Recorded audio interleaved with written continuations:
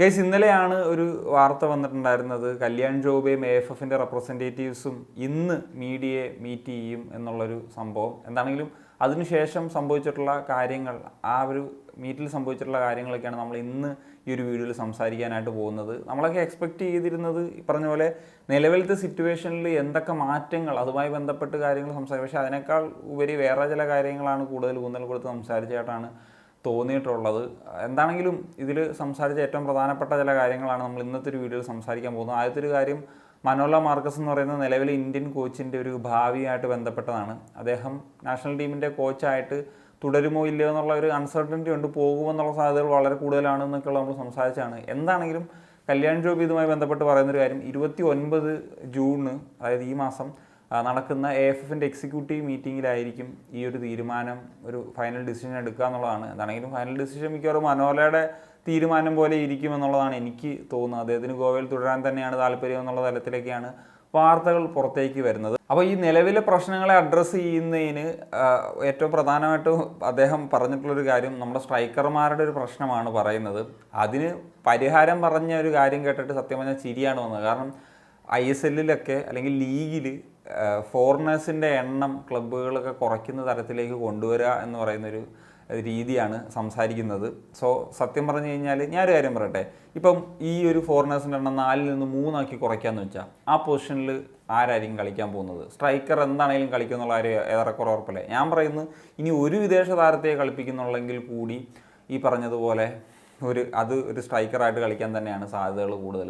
അപ്പോൾ അങ്ങനത്തെ ഒരു സാഹചര്യത്തിൽ എന്താണ് ഇതുകൊണ്ട് ഉദ്ദേശിക്കുന്നത്? മാത്രമല്ല, ഈ പറഞ്ഞ നമ്മൾ കഴിഞ്ഞ ദിവസം വീഡിയോയിൽ സംസാരിച്ചിട്ടുള്ള കാര്യമാണ്, മാർക്കറ്റ് ഇൻഫ്ലേറ്റഡ് ആകും. ഇത്രയും തുക അർഹിക്കാത്ത പ്ലെയേഴ്സിന് വീണ്ടും കൂടുതൽ എമൗണ്ട് കിട്ടുന്നൊരു സാഹചര്യത്തിലേക്ക് വരും. അപ്പം ഇതുകൊണ്ട് പ്ലെയേഴ്സിൻ്റെ ഒരു ഡെവലപ്മെൻറ്റ് എന്നതിനപ്പുറത്തേക്ക് പ്ലെയറിന് ഡെവലപ്മെൻറ്റ്, അവരുടെ ജീവിതത്തിൽ ഡെവലപ്മെൻറ്റ് ഉണ്ടാകും പണം കൊണ്ട് എന്നുള്ളതല്ലാണ്ട് വേറൊരു കാര്യമില്ല.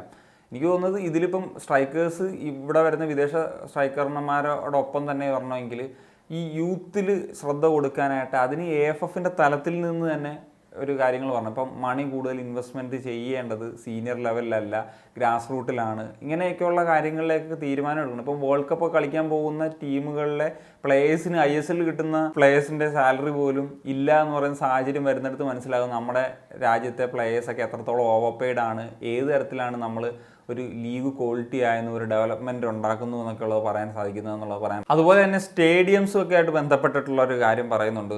പുതിയ സ്റ്റേഡിയംസ് വരാൻ സ്റ്റേറ്റ് FAs തീരുമാനിച്ചിട്ട് അങ്ങനെയൊക്കെയുള്ള കാര്യങ്ങളൊക്കെ, ഇതൊക്കെ ചുമ്മാ വാഗ്ദാനങ്ങളാണ്. കാരണം UP എന്തോ കുറേ സ്റ്റേഡിയംസും ഗ്രൗണ്ട്സും ഒക്കെ വരുമെന്ന് കുറേ നാളുകൾ മുമ്പ് ഒരു വാർത്ത ഉണ്ടായിരുന്നു. അതിനെപ്പറ്റി യാതൊരു അപ്ഡേറ്റും ഇല്ല. അതുപോലെ തന്നെ ആസാമിലോ മറ്റോ ഒരു പ്രോപ്പർ ഫുട്ബോൾ സ്റ്റേഡിയത്തിൻ്റെ കാര്യം തന്നെയാണ് കല്യാൺ ജോബിയും പറയുന്നത്.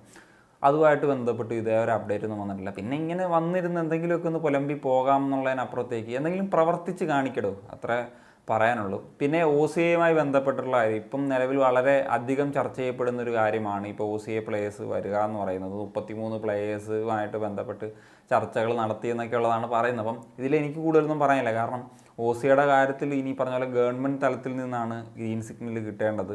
അപ്പോൾ അതിനുശേഷം മാത്രമേ ആ കാര്യങ്ങളിൽ നമുക്ക് ഒരു ഇതെടുക്കാൻ പറ്റുള്ളൂ. ഇവരല്ലാണ്ട് അതിനെ പറ്റിയിട്ട് പറയുക എന്നല്ലാണ്ട് യാതൊരു വിധത്തിലുള്ള കാര്യങ്ങളൊന്നുമില്ല. പിന്നെ എനിക്ക് തോന്നിയിട്ടുള്ള കാര്യം, ഈ AFFന്റെ അല്ല കല്യാൺ ജിയുടെ ഒന്നും പ്രഷർ കൊണ്ടൊന്നും അല്ല നിലവിൽ OCA കാര്യങ്ങൾ മൂവ് ആകുന്നത്.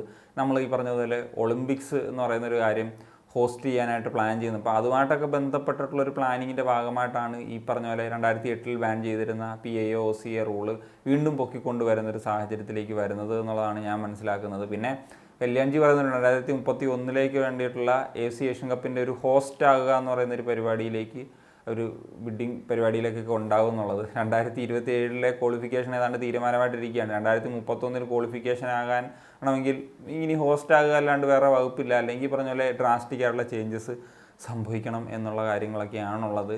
So that's it guys. അപ്പോൾ ഇത്രയൊക്കെ പറയാനുള്ളൂ. അതിൽ കൂടുതൽ തള്ളുകളൊക്കെയാണ്, അതിൽ കൂടുതലൊന്നും പറയാനില്ല. അപ്പോൾ നിങ്ങളുടെ ഒപ്പീനിയൻസ് തീർച്ചയായിട്ടും കമ്പോസ് ചെയ്യാൻ സനിയോ.